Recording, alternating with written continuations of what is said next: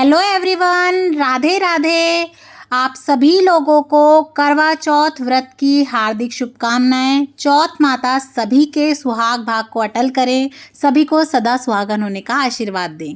और आज की इस वीडियो में हम लोग देखेंगे कि आप बहुत ही सरल तरीके से करवा चौथ व्रत का पूजन कैसे कर सकते हैं। और वीडियो आपको पसंद आए तो लाइक शेयर सब्सक्राइब जरूर कर दें।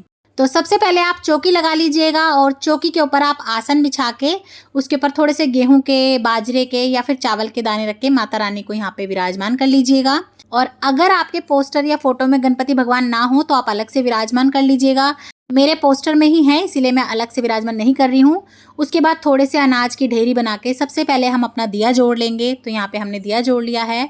उसके बाद हम अपना करवा ले लेंगे। तो देखिए, करवा आप मिट्टी का ले सकते हैं, पीतल का, तांबे का, स्टील का, किसी भी धातु का ले सकते हैं।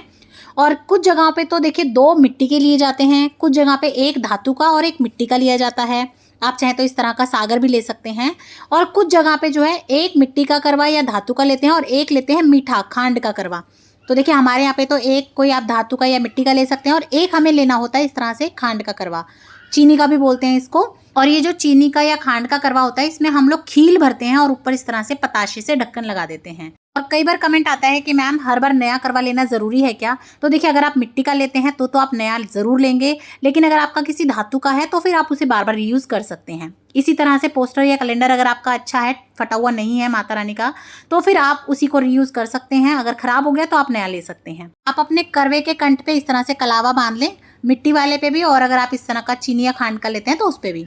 सर्वप्रथम गणपति भगवान को तिलक करेंगे, उसके बाद हम करवा चौथ माता को तिलक करेंगे, चंद्रमा को, सूरज को, और अपने करवे को भी तिलक करेंगे। और अगर आप कलश स्थापना करके पूजन करते हैं तो उसका वीडियो भी चैनल पे आ चुका है डिटेल में, आप उसे भी देख सकते हैं।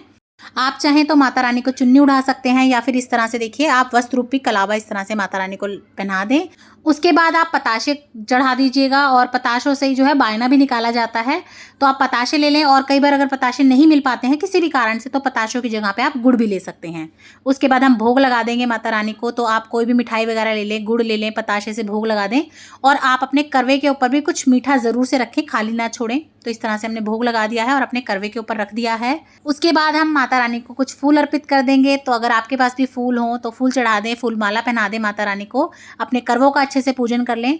उसके बाद हम माता रानी को कुछ सुहाग का सामान भेंट करेंगे। तो आप इस तरह से जो है 4-5 चीज़ ले सकते हैं, चाहे तो पूरी 16 श्रृंगार की चीज़ें ले लें। तो हम माता रानी को कुछ ज़रूर से सुहाग का सामान चढ़ाएंगे, और इसमें से आप अपने लिए भी ज़रूर रखें माता रानी के आशीर्वाद स्वरूप, और कुछ चीज़ें आपको दान करनी होती हैं। उसके बाद देखिए, आपको अनाज चाहिए होता है दान करने के लिए। चाहे तो आप माता रानी के आगे ही बहुत सारा अनाज भी रख सकते हैं, जैसे हमने दिए के नीचे रखा है। नहीं तो इस तरह से ग्लास में, कटोरी में भर के आप रख दें, और उसमें आप दक्षिणा ज़रूर से रखें। और ये जो है ना दान किया जाता है, तो गेहूँ मिल जाए तो बहुत अच्छा है, नहीं तो आप बाजरा ले सकते हैं। और अगर गेहूँ बाजरा नहीं मिलता है आपको तो आप इसकी जगह पे चावल भी ले सकते हैं, क्योंकि चावल तो सभी के घर में मिल ही जाते हैं। उसके बाद देखिए, बायने के लिए हम जो भी साड़ी वगैरह निकालेंगे ना, वो पहले आपको अपनी चौकी पे रखनी है माता रानी के आगे, उसके बाद आपको मिनस के देनी है। तो यहाँ पे हमने साड़ी निकाल ली है, उसके ऊपर हम कुछ दक्षिणा रखेंगे, साथ ही में सुहाग का सामान रख दीजिए। तो जिन्हें भी आप बायना निकाल के देंगे वो जो भी चीज़ें यूज़ करते हैं तो आप उन्हें उसी हिसाब से दे दें। आप 5 चीज़ें, 7 चीज़ें, 16 चीज़ें कर सकते हैं, नहीं तो आप केवल 1 बिंदी का पत्ता तो ज़रूर से रख दें। खाली साड़ी आप मत रखिएगा। उसके बाद देखिए, आप कुछ फल चढ़ा दीजिएगा। तो यहाँ पे मैंने फल भी चढ़ा दिए हैं। उसके बाद देखिए, कथा सुनी जाती है। तो कुछ लोग तो दिन में कथा कर लेते हैं। अगर आप दिन में करते हैं तो आप 1 लोटा जल और ले लीजिएगा सूरज को अर्घ देने के लिए कथा सुनने के बाद। और अगर आप शाम के समय ही पूजन करते हैं तो फिर आप जो अपना करवा है उसी से अर्घ देंगे। तो हाथ में आप कुछ दाने ले लीजिएगा, और फिर उसके बाद आपको यहीं पे बैठ के अपनी चौकी के सामने बैठ के ही कथा करनी है। कथा का वीडियो आपको अलग से मिल जाएगा। अगर मैं इसी में कथा करूंगी तो बहुत लंबी वीडियो हो जाएगी, इसीलिए आप उसे अलग से देख लीजिएगा, चैनल पे है। और कथा जब भी आप सुनते हैं ना तो आप हुंकारे ज़रूर भरें, यानी कि अपनी हाजिरी ज़रूर लगाएं। और कुछ दाने आप अपने लोटे में डाल दें, कुछ करवा चौथ माता के आगे अर्पण कर दें। उसके बाद आप अपनी कथा सुनेंगे। कथा सुनने के बाद ये जो हमने दाने लिए हैं, इसमें से कुछ दाने तो हम अपने पल्ले में बांध लेते हैं, जिससे हम शाम को जब चंद्रमा को अर्घ देंगे तो हमारी कथा सुनी के दाने चाहिए होंगे इसलिए। और कुछ दानों से हम अभी सूर्य भगवान को अर्घ देंगे। और अगर आप एक ही समय पर, मतलब शाम के समय पर कहानी सुन के अर्घ देते हैं तो फिर आप सारे दानों से अभी अर्घ दे दीजिएगा जब आप चंद्रमा पूजन करेंगे। और अगर आप भी हमारी तरह दिन में कहानी सुनते हैं तो फिर आप बचा लीजिएगा। हम तो यहाँ पे पल्ले में बांधते हैं, आप चाहें तो अलग से कटोरी में भी रख सकते हैं। तो इस तरह से आप सूर्य भगवान को अर्घ दे देंगे। और अर्घ देते समय क्या बोलना है, कैसे बोला जाता है, उसकी भी वीडियो चैनल पे है, ज़रूर देखिएगा। उसके बाद देखिए माता रानी का मुँह बिटाल दीजिएगा, यानी कि मुँह झूठा करवा दीजिएगा आप इस तरह से। और सबसे पहले जो आपने साड़ी सामान निकाला है बाँधने के लिए उसे मिनस दीजिएगा, ताकि कोई छीके टोके उससे पहले हम अपना सामान मिनस दें।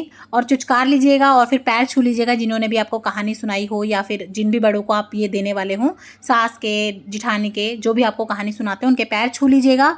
और उसके बाद आप शाम के समय चंद्रमा पूजन करेंगे। और चंद्रमा पूजन कैसे किया जाता है उसका वीडियो भी चैनल पे आ चुका है, उसे भी ज़रूर देखिएगा। और भी आपको करवा चौथ से रिलेटेड सभी वीडियोस मेरे चैनल पे मिल जाएंगे, उन्हें भी ज़रूर देखिएगा।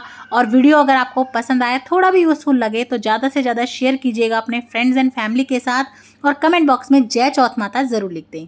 जय चौथ माता।